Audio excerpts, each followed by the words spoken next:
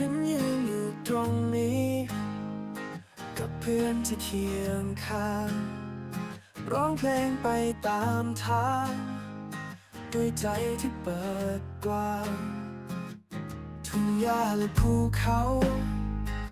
กับลมที่พัดผ่านเรามาเดินร่วมกันไม่เคยต้องเววาเรารักประชานดินแดนที่งดงามความสุขที่ได้จากที่นี่คือสิ่งที่ตาม